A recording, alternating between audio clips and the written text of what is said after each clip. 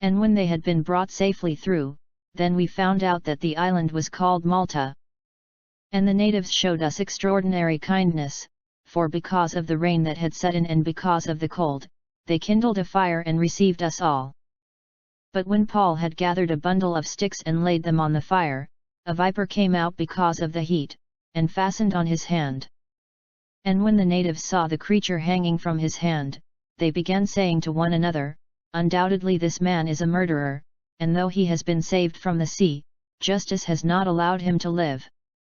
However, he shook the creature off into the fire and suffered no harm. But they were expecting that he was about to swell up or suddenly fall down dead. But after they had waited a long time and had seen nothing unusual happen to him, they changed their minds and began to say that he was a god. Now in the neighborhood of that place were lands belonging to the leading man of the island, named Publius, who welcomed us and entertained us courteously 3 days. And it came about that the father of Publius was lying in bed afflicted with recurrent fever and dysentery, and Paul went in to see him, and after he had prayed, he laid his hands on him and healed him. And after this had happened, the rest of the people on the island who had diseases were coming to him and getting cured. And they also honored us with many marks of respect, and when we were setting sail, they supplied us with all we needed. And at the end of 3 months we set sail on an Alexandrian ship which had wintered at the island, and which had the twin brothers for its figurehead. And after we put in at Syracuse, we stayed there for 3 days. And from there we sailed around and arrived at Rhegium, and a day later a south wind sprang up, and on the 2nd day we came to Puteoli. There we found some brethren, and were invited to stay with them for 7 days, and thus we came to Rome. And the brethren, when they heard about us, came from there as far as the market of Appius and 3 inns to meet us, and when Paul saw them, he thanked God and took courage. And when we entered Rome, Paul was allowed to stay by himself, with the soldier who was guarding him.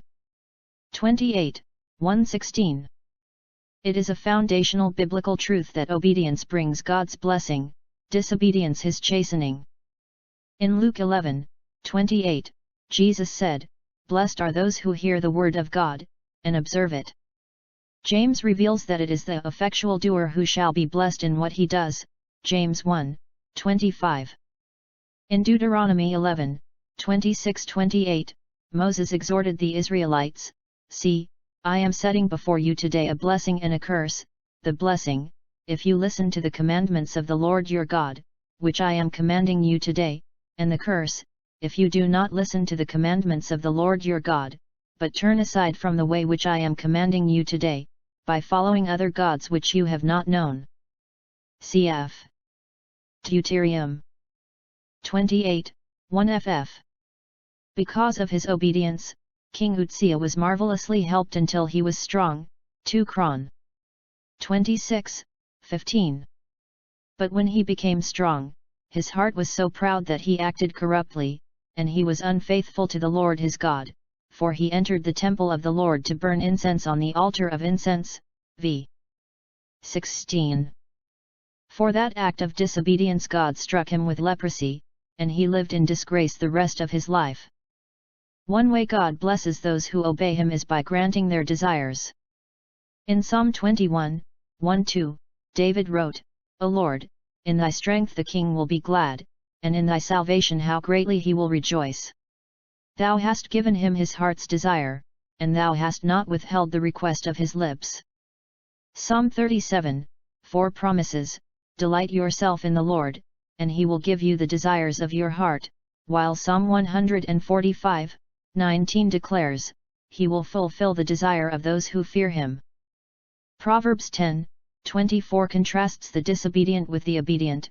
"What the wicked fears will come upon him, but the desire of the righteous will be granted." The Apostle Paul had desired for many years to visit Rome. In Acts 19:21 he said, "After I have been there Jerusalem, I must also see Rome." He repeatedly expressed that desire to the Roman Christians, "For I long to see you in order that I may impart some spiritual gift to you, that you may be established. Thus, for my part, I am eager to preach the gospel to you also who are in Rome. I have had for many years a longing to come to you." Rom. 1, 11, 15, 15, 23, At long last, the time had come for God to grant his faithful servant's desire. After years of waiting, 2 years in a Roman prison, a terrifying 2-week long storm at sea, and his fourth shipwreck, cf. 2 Cor. 11:25, Paul would at last see Rome. This climactic passage records the story of the apostles' arrival in the imperial capital. Acts 28 opens with Paul on the Mediterranean island of Malta. He had left Caesarea more than 2 months earlier, bound for Rome to have his appeal heard by the emperor. In a risky attempt to reach a more favorable harbor on Crete to winter in, the apostles' ship had been caught in the dreaded Euraquilo. That violent storm had driven the vessel for 14 terror-filled days across the Mediterranean to Malta. There the crew attempted to beach the ship, but it ran aground and was destroyed by the pounding surf. Miraculously, all 276 persons on board managed to reach the shore safely. God had promised Paul that although the ship would be destroyed, no lives would be lost. 27:22. He had also promised that the ship would run aground on an island. 27:26. Both promises were fulfilled when the ship reached Malta. The events of Acts 28:1-16 unfold in 5 scenes: pagan hospitality, potential harm, public healing, the promise honored, and private housing. Pagan hospitality. And when they had been brought safely through, then we found out that the island was called Malta. And the natives showed us extraordinary kindness, for because of the rain that had set in and because of the cold, they kindled a fire and received us all. 28:1-2, Having made it safely through the breakers to the beach, the people from the wrecked freighter huddled wet and exhausted on the shore. It was only then that they found out that the island they were on was Malta. Although some of the crew had probably been to Malta before, they had never seen St. Paul's Bay. They would have stopped at the main port, called Valletta. Malta, located 58 miles south of Sicily, is about 17 miles long and 9 miles wide. Since it is not a large island, it would not have taken the sailors long to discover where they were. They may have found out from the nearby inhabitants. Those inhabitants were of Phoenician descent, and the name Malta meant, appropriately, a place of refuge in the Phoenician language. Malta became a British possession early in the 19th century and gained its independence in 1964. Luke's use of the term natives to describe the people of Malta does not mean they were primitive or uncivilized. Barbaroi, natives, denotes people whose native language was not Greek or Latin. It is not necessarily a derogatory term. The reaction of the Maltese to their unexpected visitors proves that they were anything but uncivilized. Luke records that they showed extraordinary kindness, beyond what would normally be expected. They did not murder or enslave the victims of the shipwreck, as sometimes happened in the ancient world. Instead, Luke says, because of the rain that had set in and because of the cold, they kindled a fire and received us all. Exhausted from their long ordeal, soaked from their swim to shore, drenched by the driving rain, and chilled by the cold November wind, they welcomed a fire to warm themselves. God requires Christians, both church leaders, 1 Tim 3:2, Titus 1:8, and all believers, Rom 12:13, Hebrew 13:2, 1 Pet 4:9, to show hospitality. That the pagan Maltese exhibited it illustrates an important theological truth. One aspect of God's general revelation to all people is the moral law written on their hearts. Although the specifics may vary, every culture holds some things to be right and other things to be wrong. Paul sets forth that truth in his letter to the Romans. For when Gentiles who do not have the law do instinctively the things of the law, these, not having the law, are a law to themselves, in that they show the work of the law written in their hearts, their conscience bearing witness, and their thoughts alternately accusing or else defending them. And will not he who is physically uncircumcised, if he keeps the law, will he not judge you who though having the letter of the law and circumcision are a transgressor of the law? Rom. 2, 14-15, 27, because God has so revealed himself, all men are without excuse, therefore you are without excuse, every man of you who passes judgment, for in that you judge another, you condemn yourself, for you who judge practice the same things. And we know that the judgment of God rightly falls upon those who practice such things. And do you suppose this, O man, when you pass judgment upon those who practice such things and do the same yourself, that you will escape the judgment of God? Rom.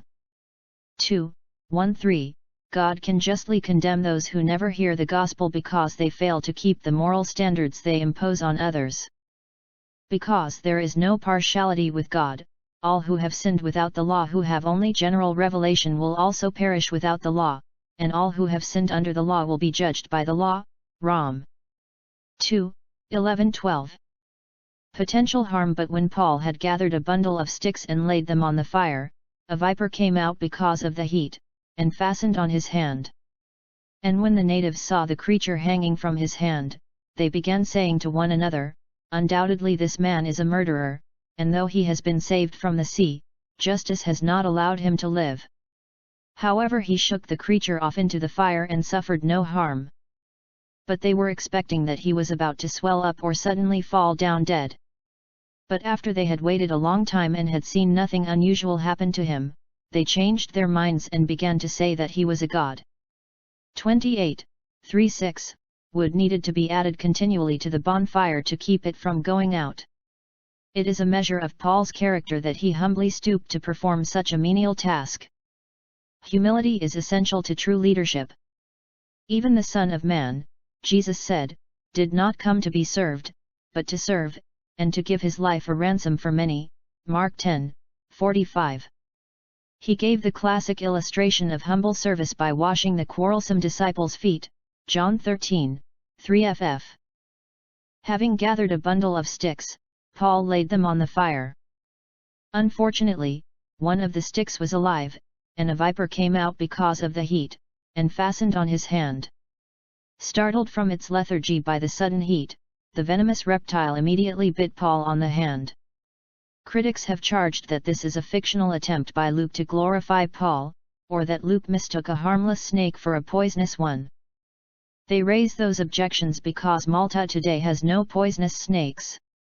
But that does not prove that there were none there 19 centuries ago.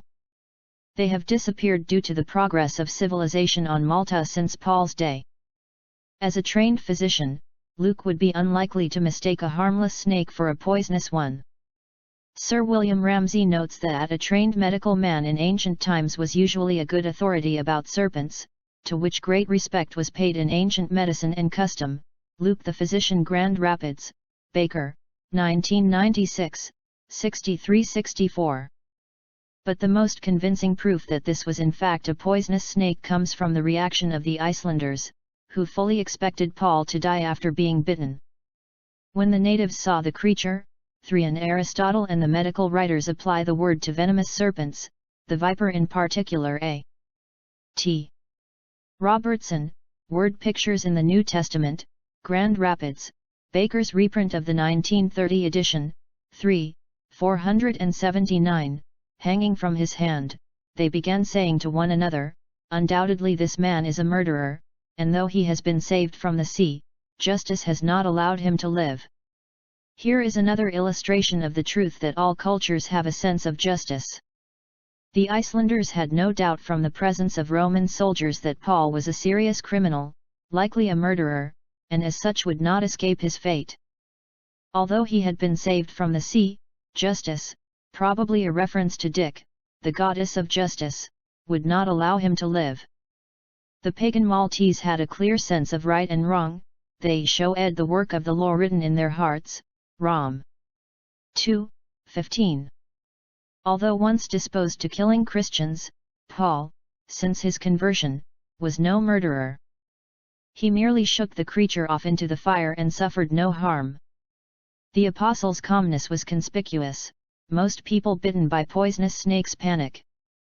But Paul had absolute faith in God's repeated promises that he would see Rome, Acts 23, 11, 27, 24. Therefore, he knew he would not die on Malta. As always in Acts, God used this miracle to authenticate his message and his messenger. The Icelanders, however, were still expecting Paul's hand to swell up from the bite, or that he would suddenly fall down dead. But when they had waited a long time and had seen nothing unusual happen to him, they changed their minds and began to say that he was a god. Obviously they had been mistaken, this was no victim of their goddess but a god himself, they thought. Such divine beings were, they believed, impervious to such trivialities as snakebite. This was not the first time Paul had been mistaken for a god, Acts 14, 6 ff. And he no doubt quickly set the Icelanders straight. Public healing. Now in the neighborhood of that place were lands belonging to the leading man of the island, named Publius, who welcomed us and entertained us courteously 3 days. And it came about that the father of Publius was lying in bed afflicted with recurrent fever and dysentery, and Paul went in to see him, and after he had prayed, he laid his hands on him and healed him. And after this had happened, the rest of the people on the island who had diseases were coming to him and getting cured. And they also honored us with many marks of respect, and when we were setting sail, they supplied us with all we needed. And at the end of 3 months we set sail on an Alexandrian ship which had wintered at the island, and which had the twin brothers for its figurehead. 28, 711, not far from St. Paul's Bay were lands belonging to the leading man of the island, named Publius. As his title, the leading man of the island, TPRTTSNSU, indicates, he was the Roman governor of Malta. Inscriptional evidence confirms Luke's use of that title, cf. Bruce, Acts, 523. Publius graciously welcomed all 276 persons and entertained them courteously for 3 days until they could make arrangements for winter quarters. Publius extended hospitality even though his father was lying in bed afflicted with recurrent fever and dysentery. The recurrent fever was likely the gastric fever, caused by a microbe found in goat's milk, which was common on Malta. Dysentery, often resulting from poor sanitation, was also common in the ancient world. God often rewards acts of kindness to his people, cf. Gen. 12, 3, Matt. 10, 40-42, 25, 3-1 ff. And Paul was able to repay Publius for his hospitality. He went in to see Publius's father, and after he had prayed, he laid his hands on him and healed him. Paul's prayer acknowledged his dependence on God's power, his laying on of hands affirmed that God was working through him. Not surprisingly, after this had happened, the rest of the people on the island who had diseases were coming to Paul and getting cured. Although Luke does not mention it, Paul undoubtedly preached the gospel to the Maltese, since the purpose of miracles was to authenticate Paul as God's messenger. Given Julius's lenient treatment of him, and their 3-month stay, v. 11, Paul would have had many opportunities to preach. According to tradition, the church on Malta dates from this time, with Publius as its first pastor. Verse 10 also implies that a church was founded at this time on Malta. Luke records that the Icelanders honored Paul and the others with many marks of respect, and when they were setting sail, supplied them with all they needed. That outpouring of love suggests that at least some of the Maltese were receptive to the preaching of the gospel. After spending the 3 months of winter on Malta, Paul and his companions were finally able to leave. With sea travel beginning again, Julius was able to arrange transport to Italy for his soldiers and prisoners on an Alexandrian ship which had wintered at the island, and which had the twin brothers for its figurehead. Figurehead. The Alexandrian ship was probably another in the imperial grain fleet. Luke's note that it had the twin brothers for its figurehead serves to identify the specific ship on which they traveled. The twin brothers were Castor and Pollux, sons of Zeus in Greek mythology and viewed as the gods who protected sailors. The promise honored, and after we put in at Syracuse, we stayed there for 3 days. And from there we sailed around and arrived at Rhegium, and a day later a south wind sprang up, and on the second day we came to Puteoli. There we found some brethren, and were invited to stay with them for 7 days, and thus we came to Rome. And the brethren, when they heard about us, came from there as far as the market of Appius and 3 inns to meet us, and when Paul saw them, he thanked God and took courage. 28, 12-15, leaving Malta, the ship put in at Syracuse, 100 miles away on the southeastern shore of Sicily. According to tradition, Paul founded a church in Syracuse during the 3 days the ship stopped there. After their short visit, the travelers sailed around, tacked against the wind, and arrived at Rhegium, on the southern tip of the Italian peninsula. There they waited for a favorable wind to take the ship through the Straits of Messina, which separate Sicily from the Italian mainland. The next day a south wind sprang up, and on the second day after leaving Rhegium, the ship arrived at Puteoli. Puteoli, modern Pozzuoli, was the most important commercial port in Italy. Although almost 150 miles from Rome, it was the capital's chief seaport. Ostia, an artificial harbour near Rome, had already been built. It would not significantly affect Puteoli's trade, however, until early in the 2nd century. Located on the Bay of Naples near Neapolis, modern Naples, and the doomed city of Pompeii, Puteoli in Paul's day was a city of 100,000 people. It is thought to have been the chief port for the Egyptian grain fleet. Not unexpectedly in a city of that size, Paul and his companions found some brethren, Christians, in Puteoli. Those believers invited the travelers to stay with them, and, with Julius's permission, cf. 27:3, they stayed for 7 days. From there, Luke notes with dramatic understatement, we came to Rome. Luke then fills in, briefly, the details of their journey along the Appian Way from Puteoli to Rome. The brethren, Christians, of Rome, when they heard about us, undoubtedly from the Christians of Puteoli, came from there as far as the market of Appius and 3 inns to meet us. Some walked as far south as the market of Appius, 43 miles from Rome, others, possibly getting a later start, met Paul 10 miles closer to Rome at the 3 inns. Deeply moved by their visible demonstration of love for him, Paul thanked God and took courage. The prisoner housed. And when we entered Rome, Paul was allowed to stay by himself, with the soldier who was guarding him. 28:16, Paul's lenient treatment by Roman officials continued. After the apostle and his party entered Rome, Paul was allowed to stay by himself with a soldier guarding him.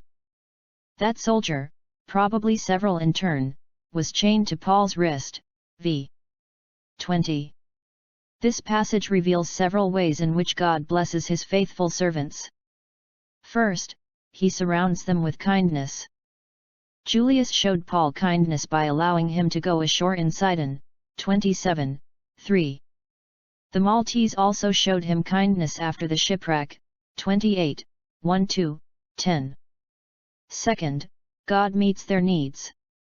Publius provided Paul with a place to stay on Malta, 28:7, as did the Christians at Puteoli, 28:14. Third, God encourages them. During the terrifying ordeal of the storm at sea, God sent an angel to hearten Paul, 27:23-24. And the apostle was greatly encouraged by the Roman Christians, who eagerly met him well outside the city, 28:15. Fourth, God delivers them from harm. He delivered Paul from a storm, a shipwreck, and a snake bite. Fifth, God blesses their influence. Paul greatly affected those who survived the storm and shipwreck. And through his ministry, a church was most likely begun on Malta and possibly at Syracuse. Finally, God fulfills their desires. Paul had yearned for many years to see Rome, now that desire had been granted. Proverbs 28:20 sums it up in the promise: a faithful man will abound with blessing.